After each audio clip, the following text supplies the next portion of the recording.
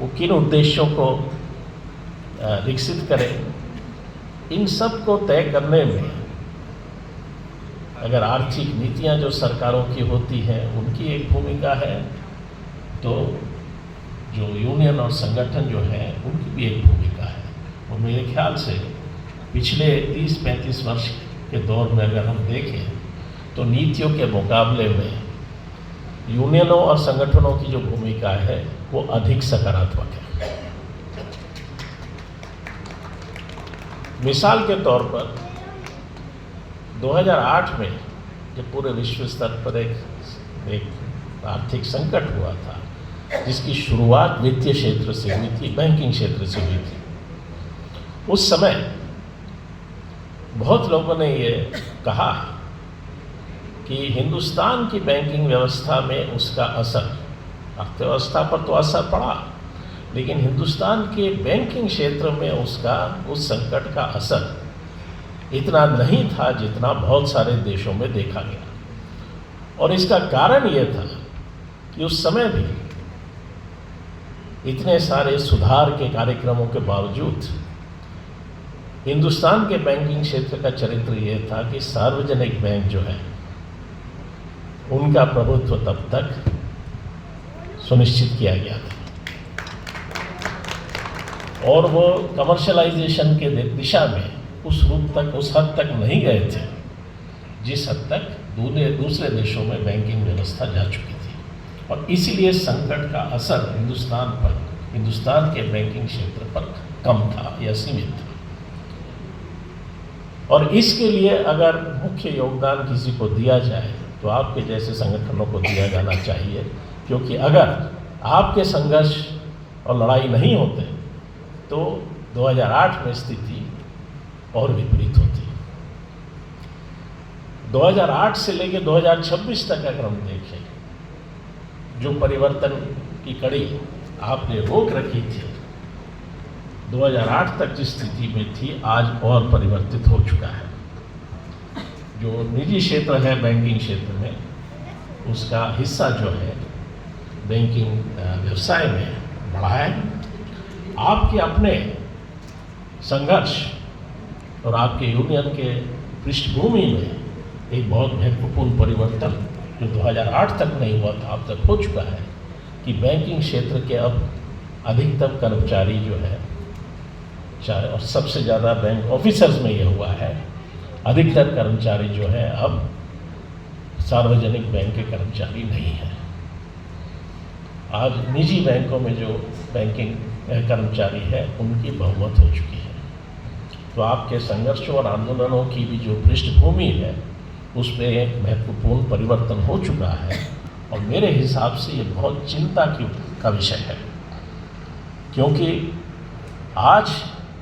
2008 में तो एक संकट हुआ था, लेकिन आज जब हम 2026 में खड़े हैं तब जो संकट की स्थिति है वो 2008 के मुकाबले में भी अधिक गंभीर है। गंभीर इस रूप में है कि विश्व अर्थव्यवस्था जिसका हम हिस्सा हैं और पिछले 30-40 साल से आर्थिक उदारीकरण की नीतियों के बाद ये तय है कि हिंदुस्तान की अर्थव्यवस्था जिस रास्ते पर चल रही है उसका विश्व के स्तर पर जो भूमंडलीकरण या ग्लोबलाइजेशन की प्रक्रिया है, दोनों में आपसी रिश्ता रहा है। ठीक है, हम विश्व अर्थव्यवस्था का एक हिस्सा बने हैं और हम उससे अलग होकर हमारी कोई दिशा में नहीं जाते। तो ये जो भूमंडलीकरण की प्रक्रिया है, ये अब इसका भी इतिहास 30-40 साल का हो गया है और ये आज एक परिस्थिति पर में विश्व अर्थव्यवस्था को लाई है जिसमें हम ये कह सकते हैं कि जो अतीत की परिस्थिति थी उसमें परिवर्तन हो गया है, लेकिन नया क्या होगा उसका चित्र अभी तक साफ नहीं है। और इसलिए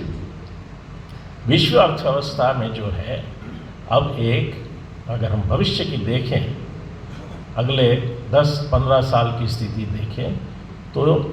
शायद ये कहना गलत नहीं होगा कि एक बहुत ही अस्थायी और अस्थिर स्थिति बनी रहेगी। और इस अस्थिर स्थिति में अगर हम हिंदुस्तान की अर्थव्यवस्था को उसके मद्देनजर देखें तो हमारे पास हमारे कुछ विशेष, उस संकट के कुछ विशेष पहलू जो हैं हमको महसूस करने पड़ रहे हैं। और इसलिए हिंदुस्तान की अर्थव्यवस्था के लिए आने वाला दौर जो है बहुत ही चुनौती का दौर है। और जिस दिशा में बैंकिंग क्षेत्र जा रहा है उसको अगर रोका नहीं गया, उसको परिवर्तित नहीं किया गया, तो हम आने वाले भविष्य के जो चुनौतियां हैं उसका शायद सामना नहीं कर पाएंगे। और मैं इसको पहले थोड़ा स्पष्ट करना चाहूँगी कि क्यों मैं ये कह रहा हूँ। विश्व अर्थव्यवस्था की अगर हम बात करें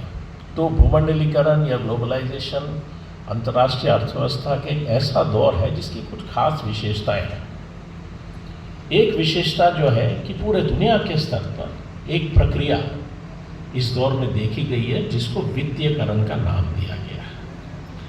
जिसका मतलब ये है कि उत्पादन की प्रक्रिया में विस्तार के मुकाबले में वित्तीय गतिविधियों का जो विस्तार है या मात्रा है उसमें अधिक विस्तार हुआ है। यानी कि उत्पादन एक होता है कि वित्तीय क्षेत्र जो है उत्पादन और उस उत्पादन के उपभोग या इस्तेमाल की प्रक्रिया में एक भूमिका निभाती है, लेकिन उससे हट के वित्तीय गतिविधियों का, चाहे वो कर्जा देने का कार्यक्रम हो, चाहे वो वित्तीय बाजारों में कागज बेचने खरीदने की प्रक्रिया हो जो शेयर बाजार में दिखने को मिलता है, अलग अलग रूप में जो है वित्तीयकरण की प्रक्रिया में विकसित हुआ है और लोगों की ज़िंदगी में वित्तीय क्षेत्र का जो प्रभाव है वो अधिक हो गया है।